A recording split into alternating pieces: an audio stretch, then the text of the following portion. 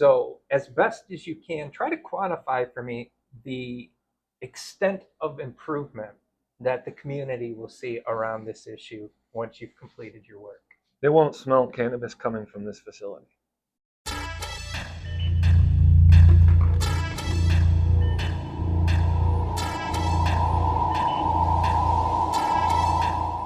What up, hashtag Tim Galbraith here. Today's video is a long one, and there's good reason for that. This is part of a story that I've been following for a year and a half, and I personally feel strongly about. It has to do with the SDRK Group Holdings grow op at the corner of Saginaw and Genesee Street. In this video, you're going to get a tour from Andy Shango himself. And a lot of people in Lapeer County know who Andy Shango is. He's been a businessman around here for decades.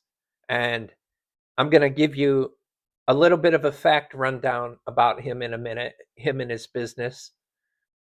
At the end of the video, after you get the tour of the facility and see how truly remarkably clean that place is, you'll hear from what's called an expert in volatile compound mitigation, who is now working with the organization in order to eliminate the odor nuisance that has led to its license renewal being denied by the city of Lapeer.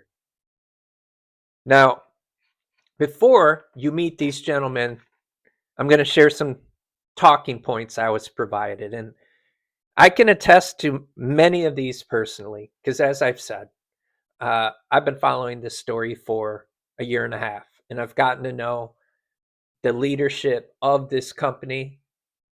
And I just firmly believe that whatever your thoughts are on cannabis itself, when it just comes to doing business the right way, they do it.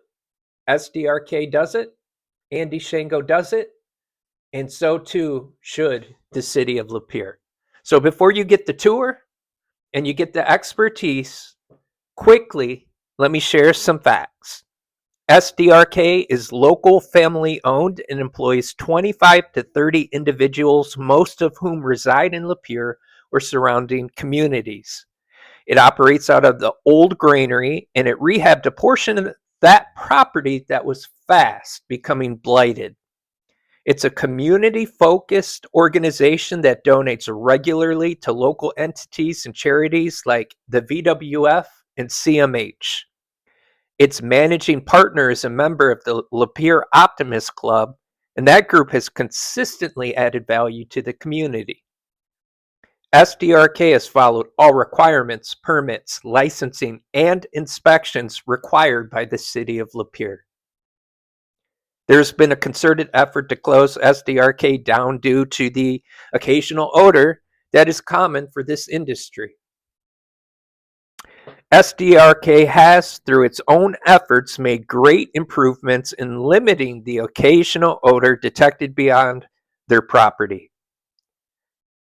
It has and will continue to look at cost-effective ways to combat any odor related to its site.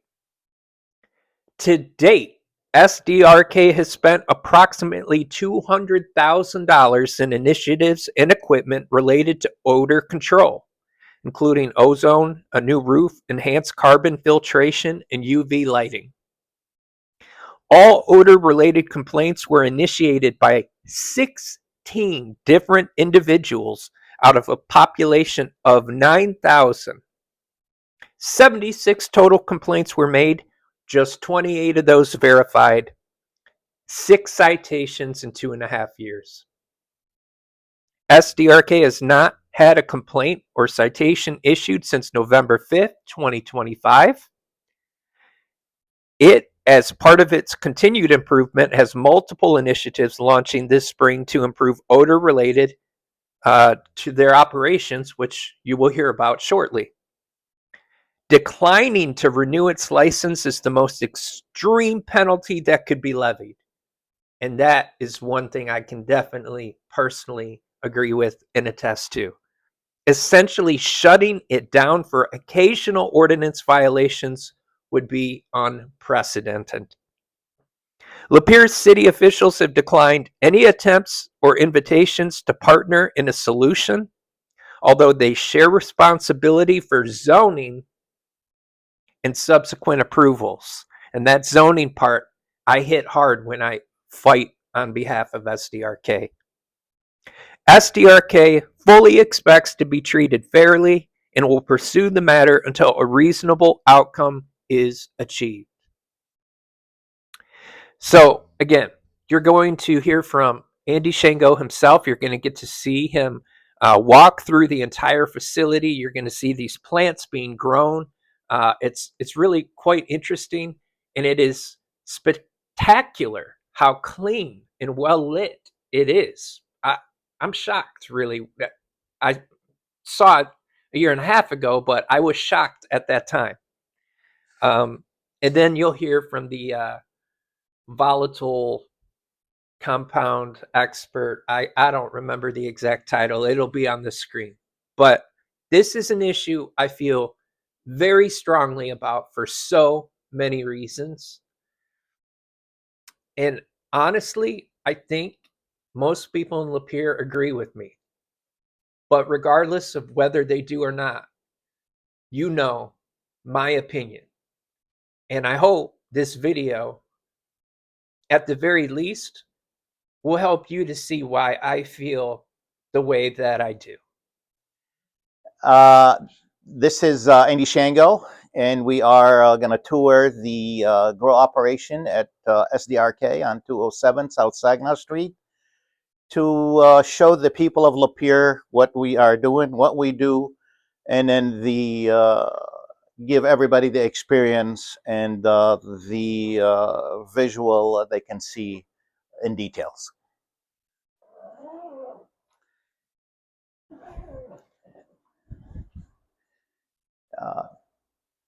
This is the main entrance. The office door is in left-hand side. The right side is the kitchen. Left side is the men's bathroom with all the showers. Same thing for the women. Then we go into the entrance room. And then everybody that walks in has to go through an air shower. Please step into the induction area. Please take a complete left turn.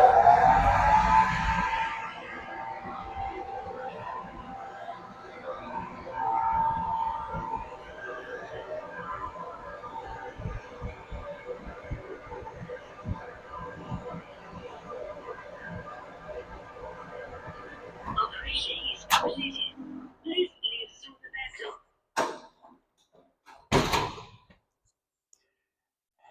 The next step is we're going to go into our mother room where we actually clone our plants from.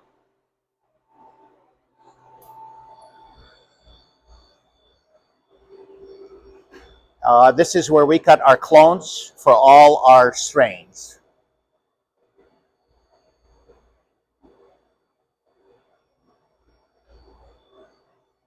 The next room we're going to go to is our clone room.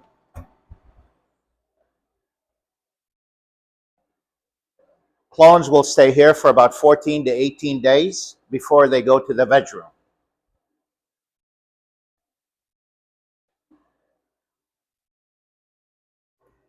The next room we're going to go to is our veg room.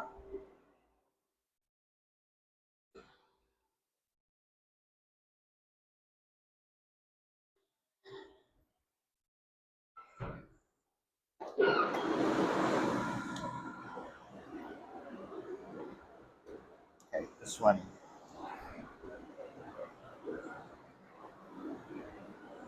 Like that.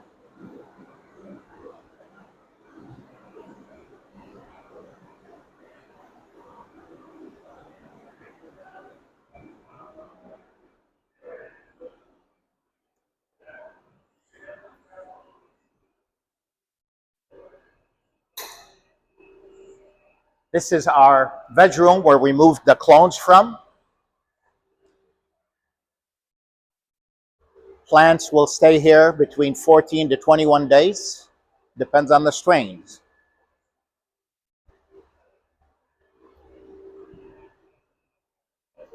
Then we go into our flower rooms. We have 4 individual flower rooms.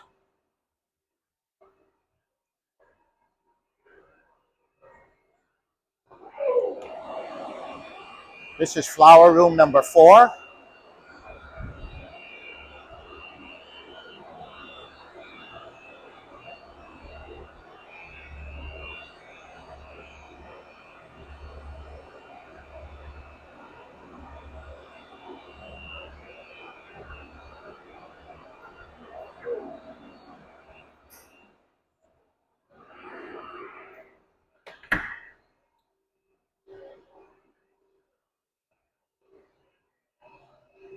Next room is number 3, flower room number 3.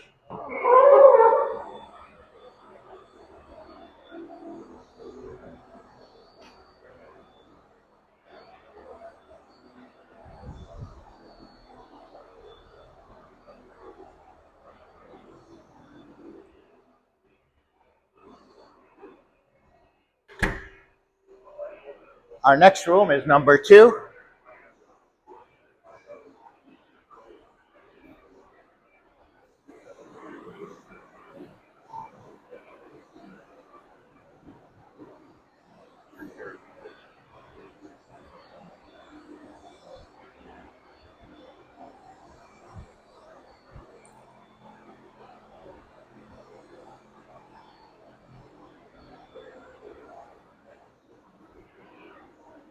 And our last room, which was number 1.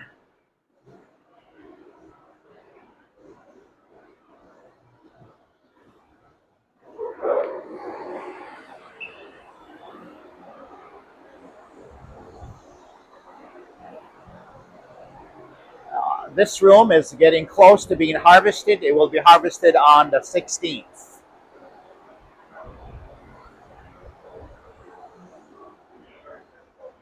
Then the next room would be our dry room.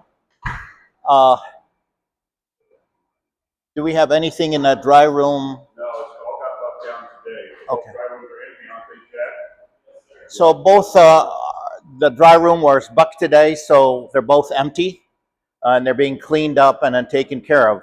The next step we're going to go to is where we do the trimming and packaging.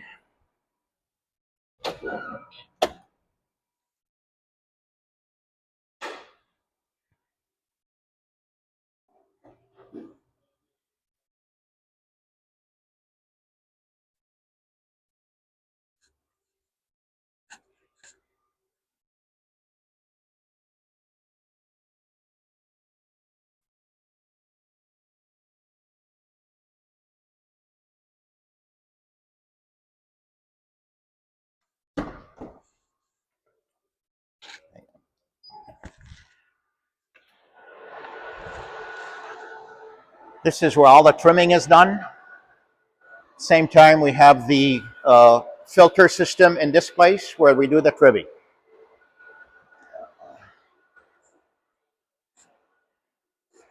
Next room is the storage room.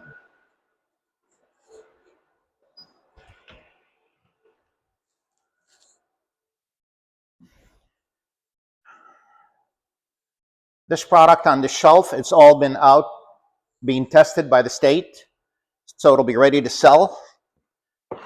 This product has been trimmed, but it has not been tested.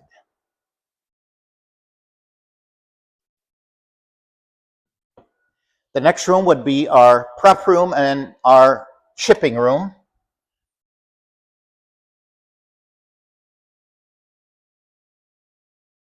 All the product gets packaged in black bags, and then they go out through the state transportation system to be delivered to all the retailers, to all the dispensaries.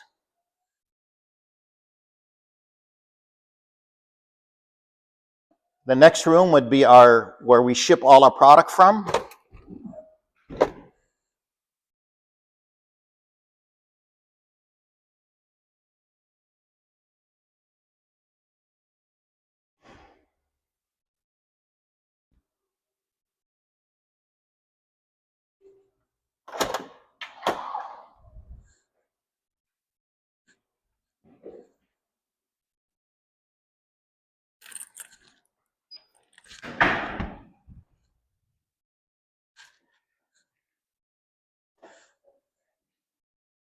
After the product comes back from test, it gets packaged and it gets ready to be shipped to the customer. And this is right here where our shipping area is. That's where all the deliveries come, and then that's where all the pickups go.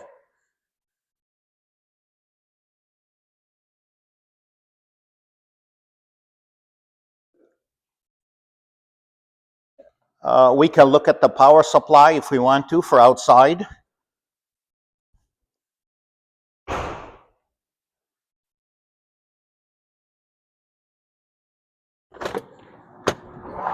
This is where the power comes from. And this is our power room.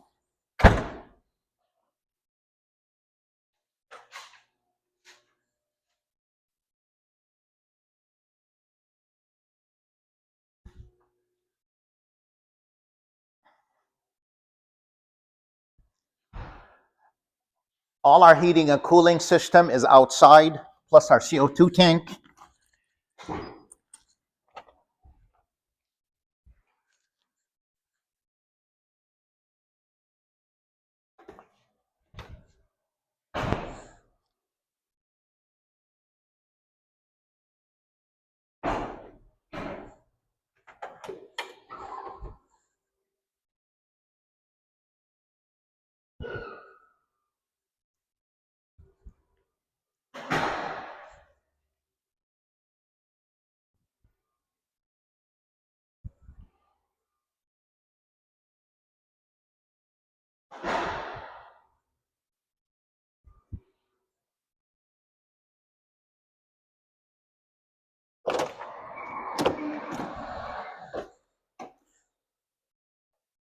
This is our water treatment center. Every single gallon that comes through here, we use reverse osmosis to clean it after we get the water from the city.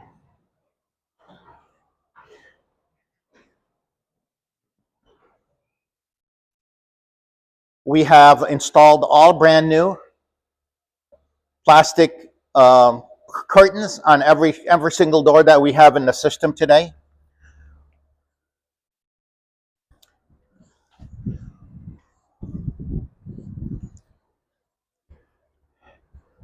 These are all heating and cooling units for every single room.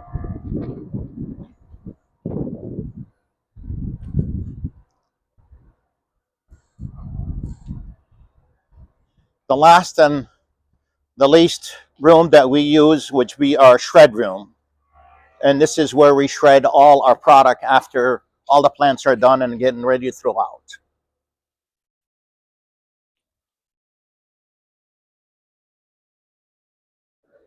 Yep, that's it. That's it? Yes. Tell me what's in there. All right. Ah, smell. Tell me what's in there by smell. Well, the obvious thing would be cannabis, but by smell, Open it up. Just open it up. I smell nothing. I would assume like money or something, like a bank. Okay. Pull it out. Smell. Much louder. Yeah. Okay. But you couldn't smell when it was in there. I honest to God, I can smell it all. Yeah, so to answer your questions, one of my areas of expertise is odor mitigation. As a result of some other research and manufacturing engineering that I did, I kind of stumbled into it. Into the cannabis industry specifically. Yeah, well, I started out in the cannabis industry because I've spent a large portion of my career doing energy projects with the power companies. Okay. And when cannabis came to Michigan, we had matured, I would call that, in the automotive business. Most of the work that needed to be done got done by then. Cannabis was very low-hanging fruit for us type of engineers. So at the behest of Consumers Energy, I started reaching out to some of the new facilities and got involved in design. And as an accident of history, I had access to this technology, which was developed at the University of Washington by a professor emeritus from Michigan State University. And we were utilizing it for pathogen control in liquids like machine coolants and things like that. But in 2015, we migrated over to air mitigation. Odor is a ancillary consequence of this technology, the technology is designed to, in a single pass, destroy, kill all known airborne pathogens. So it's a major leap forward from an efficacy standpoint. And then, lo and behold, we came across the situation in Denver, Colorado, where a very large facility was being shut down for odor because that was how the lawyers who wanted to shut it down could plead their case. And there was no canon, there was no history, no tort law, no nothing behind it. So it was lawyer versus lawyer kind of a scenario. And we didn't get involved in that particular project, but it flagged it for us. And so we began intermittently starting to remediate odor for people here in Michigan. And if you remember, it started out as everybody was growing in their basements or their barns or their garages or whatever, and they didn't want people to know that. So initially, the technology was distributed through the hydroponic stores and was mostly purchased by home growers. And we got a lot of really positive feedback because, the wife and the kids could smell it upstairs, but when we put our stuff in, they could no longer smell it. So everybody was very happy, got a lot of positive feedback. And we haven't had many situations where we've been involved here in the state of Michigan with somebody trying to shut down a facility due to odor. But the combination of my understanding of manufacturing engineering as it relates to ventilation systems with the efficacy of this technology means that I can zero out odor out of any building anywhere. So what does it look like for you to scale that up? Because an envelope with a little bit of bud is like kind of a cool magic trick. It actually, it worked, but the problem is much bigger than what I just held in my hand. Everything in the world of engineering and in life, quite frankly, is a matter of scale. And scale to an engineer is just math, right? So when I see a facility, go back in time a little bit, when we spent on my learning curve, on the steep part of my learning curve when I was young, was we would do hospitals and schools and clean rooms, which had an extremely high barrier to entry from a technology standpoint because, people can die. So learning about the codes and the specifications and how we scrubbed air in those situations was kind of the floor of how I got into it at this point. So when you say to a person without my expertise or people without my expertise, I have this gigantic building, how could you possibly control the air in there? I say, I know exactly how to do it. Yeah. So to answer your question, it's a matter of scale, and I won't bore the audience, but the point is, mathematics. It's just math, right? But the point is that right now, at Andy's facility, at this facility, they've done a very diligent job of what everybody I've ever met in this business, and that's over 100 facilities around the United States, tries to do, and that's seal. And not just for odor, but they're scared to death of pathogens coming in and destroying the crop. Sure. And my position has always been, like it was in hospital clean rooms, that you either control the airflow or it's happening without you controlling it. It's always happening. You just have to come up with being the part that controls it. And there's a term that we use in fluid dynamics called the least path of resistance. Everybody knows that term, right? But there's some real strong math behind the least path of resistance when it comes to airflow. Air really is, from a mass standpoint compared to liquids, it has mass, but not a lot. So it's fairly easy to manipulate it and get it to go where you want it to go. The main thing is to create a point where air will go outside, and that means you have to bring some outside air in to make it up. And that's when everybody in this business goes, no, you can't do that. And I say, well, you already are. You just don't know it. You try to seal, but it doesn't work. You're never going to, you're chasing your tail to the end of time unless you say, for instance, I am moving 20,000 CFM into this facility. Well, then I'm going to run a system that runs 21,000 CFM with 1,000 going out and 1,000 coming in. And that way, all the odors and anything, and it's not just terpenes coming off the cannabis, but all the organics have H2S gases, which are very similar. That's the rotten egg smell. As far as if you looked at it on a spectrum, H2S and terpene are very close together on that spectrum, and they react very similarly to oxidization, which is what we're doing here. So we just need to do the math on the air ventilation system. And I'd like to say, too, for the audience that what we're talking about here isn't an invention, right? You can go into any waste treatment facility anywhere in the world that is anywhere near a community, and they will have a $500,000 to $10 million odor control system. That odor control system uses pumps, controls, curtains of water that have bromine and chlorine in it. So all the air has to pass through that, get oxidized, and what comes out the other side is not detectable. The leap that we have here, and it's not new, I've been working on this for 20 years, is that we can do it in a dry phase. It's light, and you can stick it right in the air handler, and they last. It's durable, so they last anywhere. In just air recirculation, they'll last up to 2 years. In a more active, like in the grow environment itself, where there's a mass amount of gases, they'll last about 6 months. How quickly before this is like uh, a completed project and you're able to walk away with a job well done? What we propose is phase 1, phase 2, or option 1, option 2, where we would, because of the way that this particular facility was designed, which I have to give credit to Rick and to Andy, because it has almost double the amount of what we call tonnage per space, per grow than I normally see. It costs extra capitalization to do that, and most people don't spend any more than they have to because cash is a crunch when they're doing a startup business. But with the amount of tonnage that they have here, I am unconcerned with hitting set points of temperature and humidity anywhere in the facility if I start pumping air outside, right?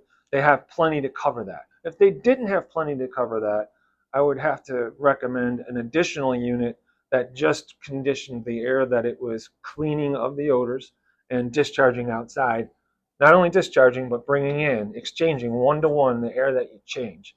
The reason that there's a option 2 on this is that I just try to be honest. By just evacuating and manipulating the controls, I'm about 95% sure we'll nail the problem, but I have to leave open the option that, okay, if this isn't doing it for whatever reason, we can't get control of it, then it's what's called a conditioned makeup air unit is the solution. And that's basically the same thing that they have here, but its main job is just to condition whatever air you're taking from outside and putting inside. And it has to heat it and cool it based on what the outside air temperature is, relative humidity, and the set points inside. So it's just like the rooftop units that they currently have, but it's a special kind of design to handle just clean air. And it's common, used throughout the world to achieve indoor air quality because, again, this is going against the river of flow of thought in the cannabis industry. But once you really start to seal things up and just recirculate your air, you kind of built a giant petri dish. And when you don't exchange air with the outside air, then just if you think in those terms, that then you're returning this air all the time, and you can do what you can with floor cleaners and table cleaners and stuff like that. But without exchanging air, you're never going to be as clean as you would be if you did exchange and clean the exchanged air. We know that at hospitals and schools and government buildings. It's interesting that there's such a different paradigm between those hospitals and schools that have been in service forever in this relatively new industry. You're able to bring that knowledge here. I have one last question, unless you have more to add, and this may be difficult, but you're a math guy. So, as best as you can, try to quantify for me the extent of improvement that the community will see around this issue once you've completed your work. They won't smell cannabis coming from this facility. I appreciate your time. Okay, Tim. Thank Nice you so to meet much. you. Nice to meet you too.